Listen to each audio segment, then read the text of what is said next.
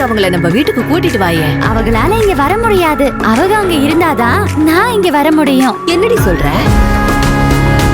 அபி, அழுகாம நீ தைரியமா இரு.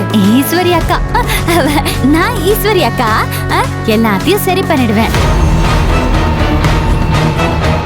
ஆனந்த ராகம் நாளை பிற்பகல் 3 மணிக்கு உங்கள் சன் டிவியில்.